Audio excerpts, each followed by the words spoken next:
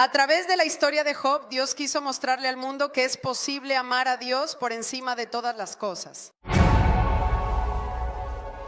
Empower 2025, el año del entrenamiento y del fortalecimiento espiritual.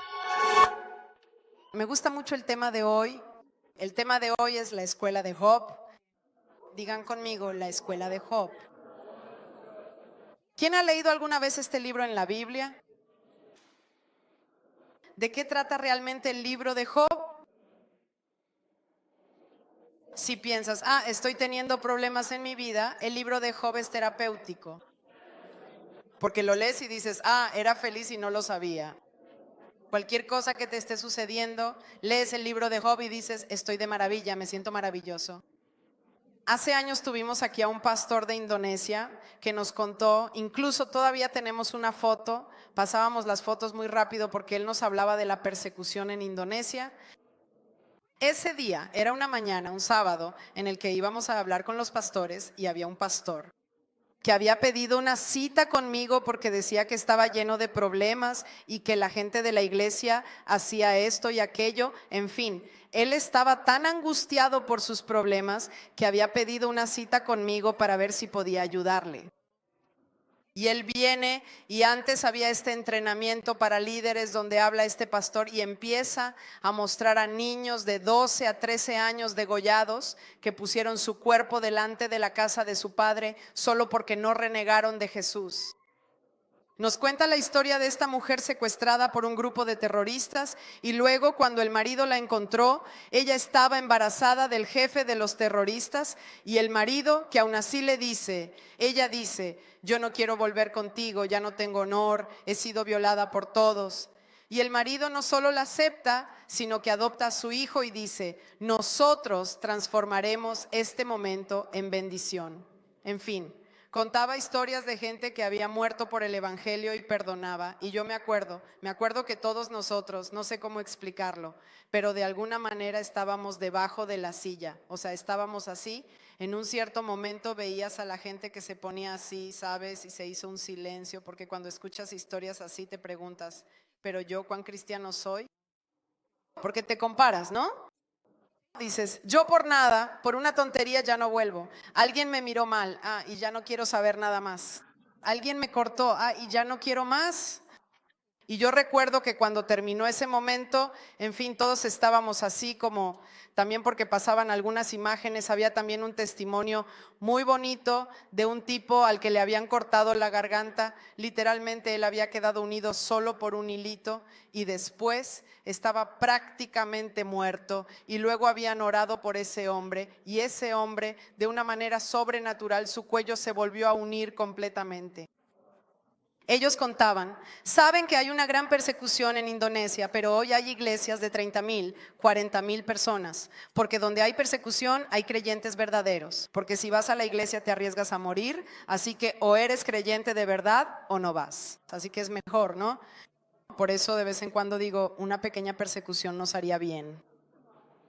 De todas formas termina la cosa y yo espero al pastor porque digo, ahora tenemos una cita. Y el pastor me dice así, llega frente a mí y me dice, soy un idiota, mi vida va de maravilla, la gente de mi iglesia es maravillosa, cancelo mi cita. Y recuerdo que empecé a reírme y dije, ¿cuánto es cierto que a veces por nada perdemos la cabeza, huimos, nos quejamos, porque de verdad vivimos demasiado bien? Pero cuando te comparas, descubres que realmente no tenemos tantos problemas como pensamos que tenemos. Todavía estamos en un país donde puedes leer la Biblia, donde puedes venir a la iglesia tranquilo, incluso puedes llegar tarde, nadie te controla. Pero hay muchos lugares que no son así. La historia de Job cuenta un poco de todo. El libro habla mucho sobre el sufrimiento. Digan conmigo, sufrimiento. Y el diablo quiere demostrarle a Dios que quienes lo aman lo hacen solo porque Él puede darles cosas. Y entonces el diablo se presenta ante Dios y le dice esto. Dios le pregunta, ¿qué estabas haciendo?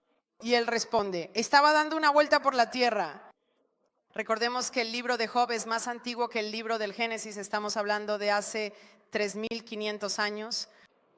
Así que fue escrito antes que el libro del Génesis. Todos los estudiosos dicen que es el primer libro escrito. Por lo tanto, el diablo aún no había caído a la tierra, en el sentido de que hay un momento con la muerte de Cristo en el que se le prohíbe poner pie en el cielo. La Biblia dice allí en Apocalipsis 12 que cuando Jesús muere, con la muerte del Cordero, el diablo nunca más tuvo acceso al cielo. ¿De acuerdo?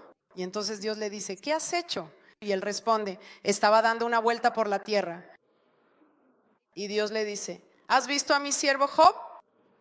Es decir, Dios estaba orgulloso. Imagina qué maravilla. Dios estaba orgulloso de Job. Dios dice, este hombre es un hombre fantástico. Y el diablo empieza a discutir con Dios diciendo, claro que es fantástico. Tiene una familia fantástica, tiene mucho dinero, tiene mucha salud. Su vida va perfectamente bien y claro, hace sacrificios, bendice, vive en la alegría. Intenta quitarle todo eso y verás que el hombre te adora solo porque tiene cosas. Muchos se preguntan, ¿pero por qué está el libro de Job en la Biblia? ¿Por qué Dios lo permitió? Porque el sufrimiento de Job es un sufrimiento didáctico. Dicen, ¿cómo que es un sufrimiento didáctico? A través de la historia de Job, Dios quiso mostrarle al mundo que es posible amar a Dios por encima de todas las cosas, que incluso siendo un hombre pecador puedes amar a Dios sobre todo si realmente eliges hacerlo por Él. Entonces, ¿Dios sabía o no sabía ya que Job obviamente iba a reaccionar bien? Por supuesto que lo sabía. Dios sabe de antemano en advance, Dios sabe cómo va a ir todo porque Él puede ver también el futuro. Pero Dios quería dejarnos una historia. Y además obviamente mostrarle al diablo lo que él no veía, que hay personas que sirven a Dios no por las cosas, sino por quién es Él. Y además quería dejar una historia para decir que Él está con nosotros y que a veces no lo conocemos y hablar sobre el sufrimiento. Hoy en día en la iglesia casi nadie habla del sufrimiento, todo es muy motivacional. Serás feliz, delgado, guapo, el matrimonio será maravilloso, todo será maravilloso. Y sí, con Dios todo puede ser maravilloso, pero la Biblia dice que el sol sale para buenos y malos, que las cosas suceden de todas formas. Si miras conmigo en Eclesiastés capítulo 9 versículo 2, dice así, todo sucede por igual a todos. La misma suerte espera al justo y al impío, al bueno y puro y al impuro, al que ofrece sacrificios y al que no los ofrece. Tanto el bueno como el pecador, tanto el que jura como el que teme jurar. ¿Qué está diciendo la Biblia? Está diciendo que todo puede sucederle a cualquiera. También lo encontramos en el Evangelio de Mateo, donde dice que el sol sale sobre buenos y malos. ¿Cuál es la diferencia? Que nosotros tenemos a Dios. Aunque camine por el valle de la sombra de la muerte, tú, Señor, estarás allí conmigo. Cualquiera que haya pasado por momentos difíciles sabe que los momentos difíciles siempre son difíciles para todos, pero es completamente diferente atravesar esos momentos difíciles tomando la mano de Dios, con la certeza de que Él te sacará adelante, que Él es el camino, la verdad y la vida, y vivir esos momentos en el vacío. Amén. Y entonces el diablo comienza a decir, entonces déjame tocar su dinero, déjame tocar sus cosas. Y el diablo tiene tres tesis. Estas son las tres tesis del diablo. Nadie ama a Dios más de lo que puede amar el dinero. La segunda tesis del diablo que presenta a Dios es, nadie ama a Dios más de lo que puede amar a su propia familia. Y la tercera tesis del diablo es, nadie ama a Dios más de lo que puede amarse a sí mismo. Y el diablo quiere confirmar y mostrarle a Dios que no es verdad que las personas lo aman por nada, que lo aman por quien Él es, sino que lo aman solo por lo que Él puede dar. Y la verdad es que mucha gente busca a Dios, viene a la iglesia porque está enferma, porque en su familia las cosas no van bien, porque necesita ayuda económica, porque se siente mal. Es cierto que muchas personas buscan a Dios por esto, pero eso no significa que después de haber conocido a Jesús, no descubras que aunque eso haya llamado tu atención, Dios vale más que todas esas cosas. Amén. Pero ahí es donde Él comienza. Entonces, ¿cuál es el propósito del sufrimiento? El propósito del sufrimiento es que es posible amar a Dios más que al dinero, más que a la propia familia y más que a uno mismo. Y aquí algunas personas dicen así, ah, está bien, pero el sufrimiento te acerca a Dios. ¿Cuántas personas se acercan a Dios porque se sienten mal? Y la Biblia nos enseña que no es verdad, porque en el libro de Apocalipsis cuenta que habrá momentos terribles en la tierra, algo que nadie ha visto hasta hoy. Imagina la hambruna, los desastres, los líos que ya has visto. Pues la Biblia dice que habrá un momento donde será tan terrible, porque será todo lo que nosotros vemos de vez en cuando, se llama la gran tribulación. Todo lo que nosotros vemos de vez en cuando, un terremoto aquí, un maremoto allá, una cosa por allí, todo junto. Imaginen la hambruna, los líos, los fenómenos atmosféricos, todos juntos en un periodo de 3 años y medio. Y la Biblia dice que nadie ha visto, ni siquiera imaginado, un periodo tan horrible en la tierra. Estoy hablando del fin de los tiempos. Y en ese momento cuenta que habrá una especie de lluvia de granizo, con piedras de granizo que pesan más de 30 kilos. O sea, ya una así te hace daño, imagínate, Dush muerto. Y en ese momento la Biblia cuenta en el Apocalipsis que en medio de todo ese sufrimiento hay gente que en vez de decir, oh Dios, ayúdame, ¿qué está pasando? Empieza a maldecir a Dios con todo el corazón. En vez de arrepentirse, hay gente que en medio del sufrimiento maldice a Dios. Entonces, el mismo sol, fíjense cómo es, el mismo sol que endurece la arcilla hace derretir la cera. Fíjense cómo es, el mismo sol que endurece la arcilla hace derretir la cera. Porque el sufrimiento solo hará bien si te vuelves hacia la gracia de Dios. Hay personas que atraviesan el sufrimiento y se vuelven mucho mejores. ¿Lo entiendes? Te arrepientes, comprendes dónde he fallado. Y hay personas que atraviesan el sufrimiento maldiciendo a Dios, a su iglesia y a todo lo que está relacionado con él. Porque endurecen el corazón.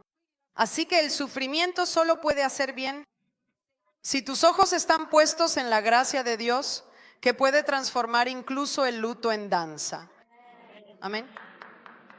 Así que a veces decimos, no, en esa situación hay personas que están viviendo una situación difícil, piensa en el luto, hay personas que están de luto y si antes venían a la iglesia ya no vienen más. No, mi padre murió, yo me peleé con Dios, no quiero saber nada, mi madre hizo lo mismo, yo me peleé con Dios, no quiero saber nada. Hay otras personas que se vuelven hacia Dios y piden ayuda al cielo. En vez de cerrarse, hay gente que ante los problemas se rinde. Eso no está bien, un puntapié a lo que no está bien, eso me hace sentir mal, me alejo. Esto es una clara señal de un corazón endurecido. Cuando la Biblia dice que esa persona tiene el corazón duro, la persona que tiene el corazón duro incluso ante las dificultades no se ablanda, no trata de entender, no trata de mejorar, sino que se cierra. Es una señal evidente. Ahora puedes hacer un chequeo contigo mismo. Dice, en los momentos difíciles de mi vida, ¿qué hago yo? ¿Voy a Dios? O dices, no me importa nada, el mundo es malo, la gente es mala, todo está mal. Porque ahí puedes descubrir dónde está tu corazón. Una persona con el corazón blando hacia Dios. Usa la piedra de tropiezo como trampolín. Una persona con un corazón blando delante de Dios, aunque vea la dificultad, dice, Señor, incluso las tinieblas para ti son luz.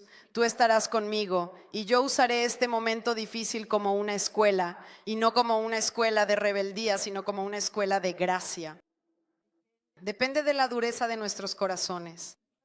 Padre, pero yo he sido herido, por eso me he endurecido, lo entiendo. Pero cuando hemos sido heridos y entonces quien hiere se protege, tú, aun estando protegido, puedes clamar hacia lo alto o en cambio maldecir. Amén. Repitan conmigo de nuevo. El mismo sol que endurece la arcilla hace derretir la cera. Aquí en el libro de Job vemos 5 golpes bajos y duros, no golpes bajos y duros. ¿Qué trabajo consiguió? 5. El primero en la vida financiera. La Biblia dice que fue con mucho el hombre más rico de su tiempo. Piensa en ti, que tienes empresas, que has pasado años construyendo cosas, que has guardado tus ahorros diciendo, aquí los guardo para el futuro, para mi casa. Imagina perderlo todo de la noche a la mañana, en 24 horas, así de simple. Es un golpe porque te preguntas qué haré, cómo trabajaré, cómo comeré. Vivías de eso toda tu vida. Piensa en alguien que ha invertido toda su vida ahí. Así que de la noche a la mañana él lo pierde todo. El otro golpe en la vida de los hijos. ¿Cuántos hijos tenía Job? 10 hijos, todos mueren el mismo día. Imagina enterrar a 10 hijos en un solo día, imagina eso. No lo sé, incluso cuando un hijo tiene fiebre uno se siente mal.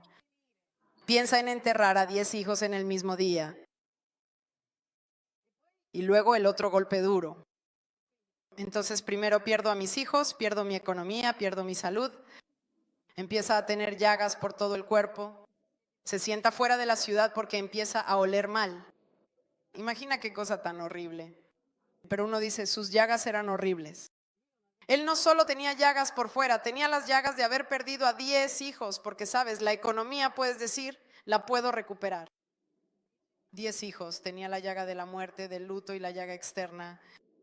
Número 4, su matrimonio, porque justamente la mujer que estaba a su lado, que en el momento del sufrimiento tú dices, lloraremos juntos, me cuidará las heridas, lo mira y le dice, maldice a Dios y luego muere.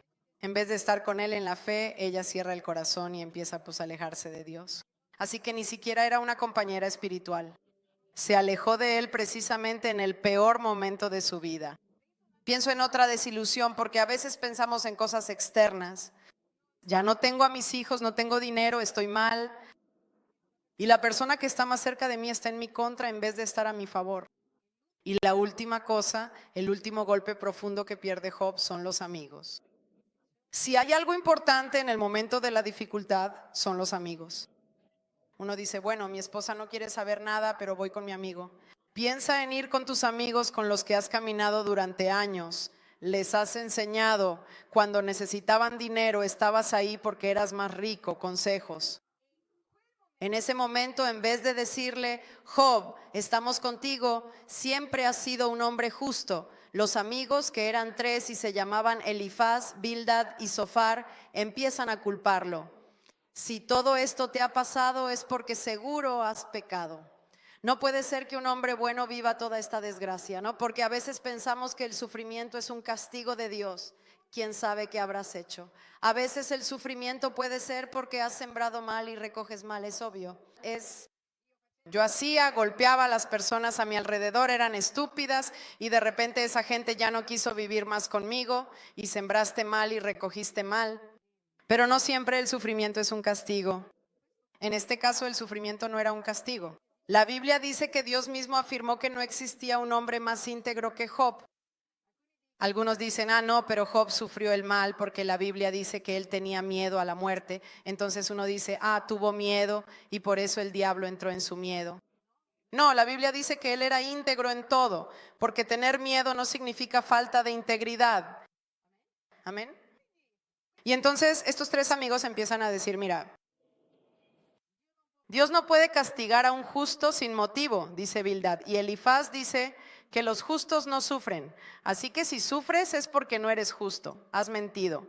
Delante de nosotros eras justo, pero detrás quién sabe qué hacías. Y así lo hacen. Los 3 mejores amigos dicen, no, Dios es meritocrático. Haces el bien y recibes el bien. Haces el mal y recibes el mal. Y por eso Él no tiene a dónde ir.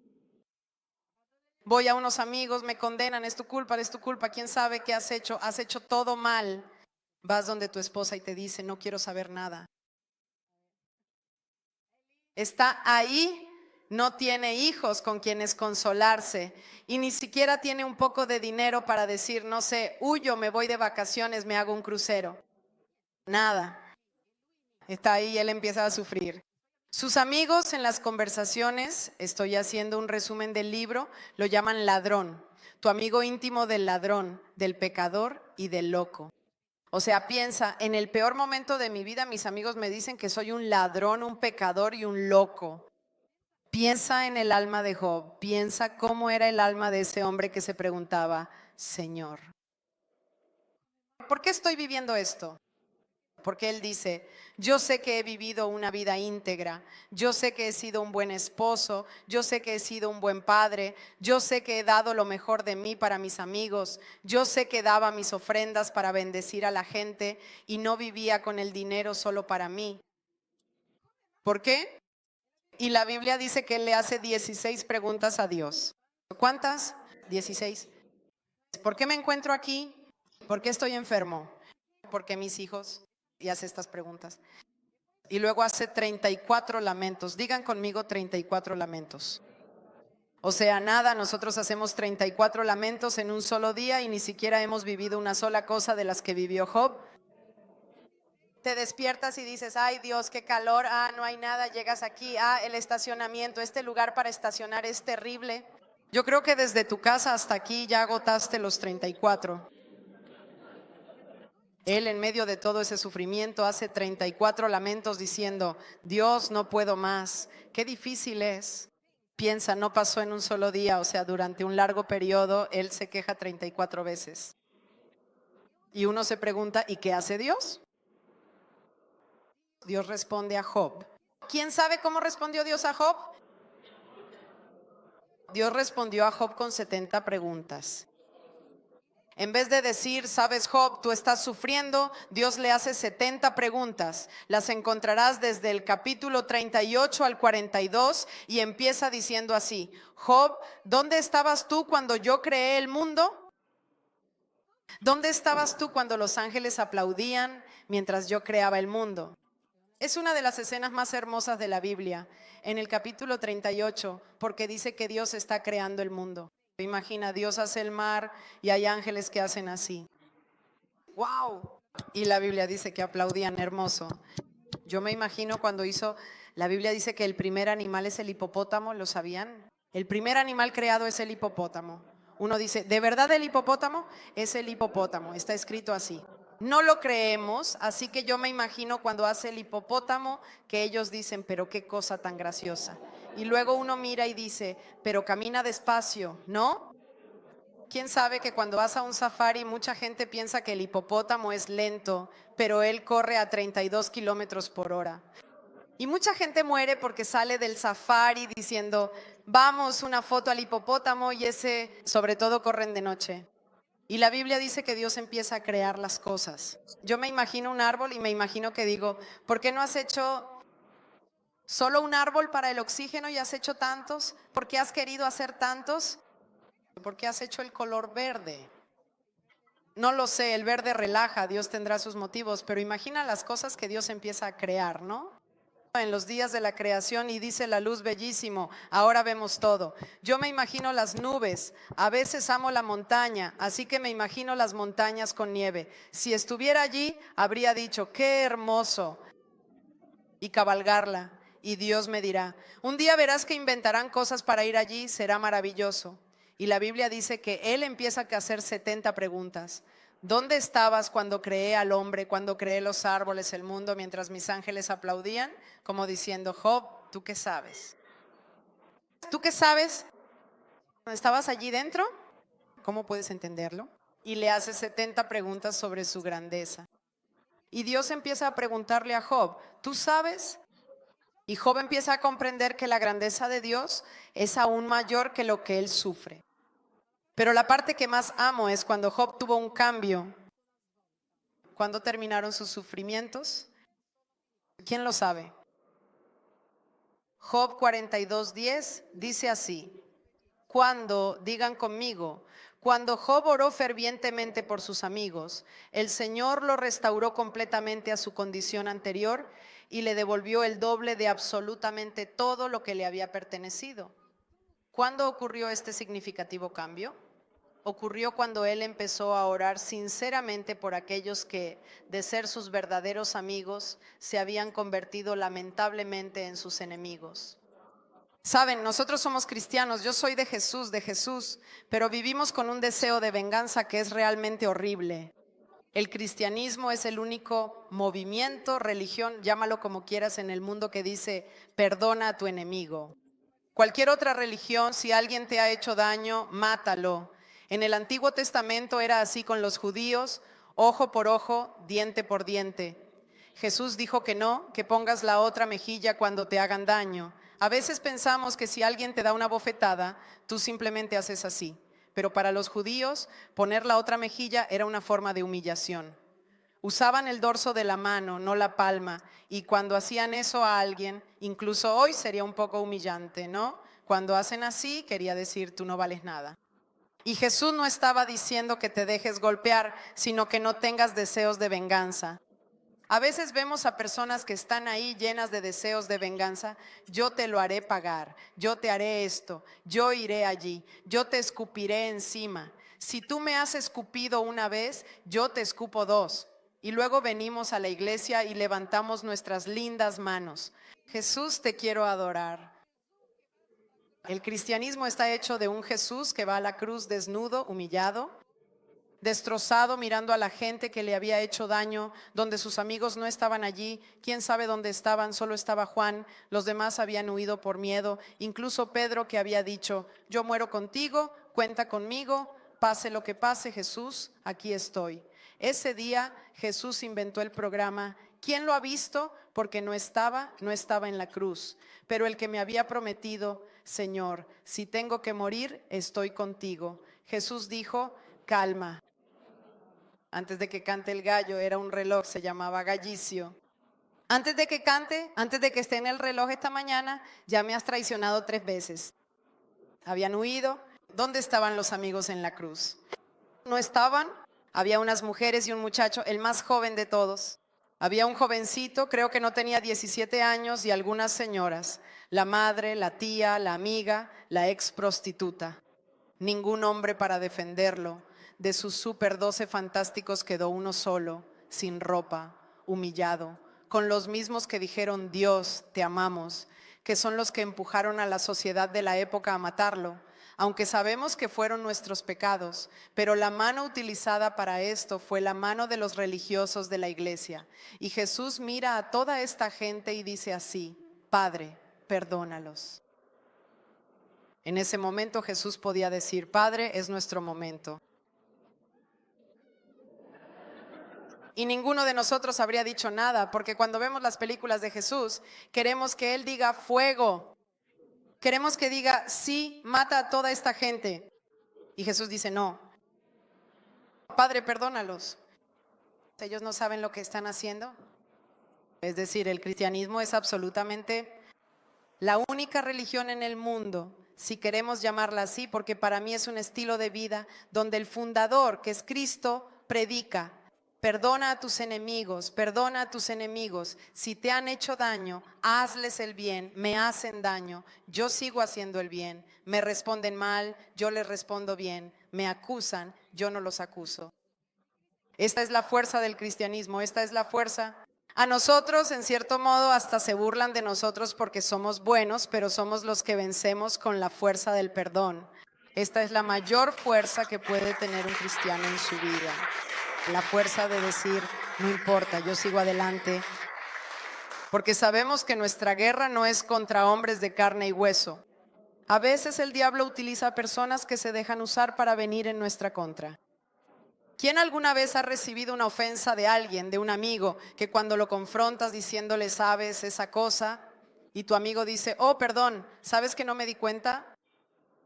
Esa persona ni siquiera se había dado cuenta de que te estaba haciendo daño, pero había un vacío en tu alma y esa palabra era la palabra perfecta para ese vacío.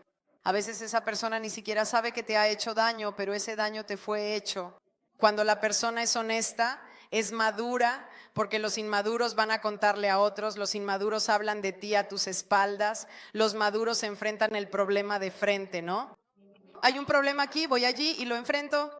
Los inmaduros huyen y hablan mal, los maduros se enfrentan porque son maduros. Entonces cuando la persona te enfrenta te dice, pero mira, discúlpame, no sabía que esto te iba a hacer daño, pero lo dije solo por decir. Y uno dice, encima lo dijo solo por decir, y yo estoy aquí herido,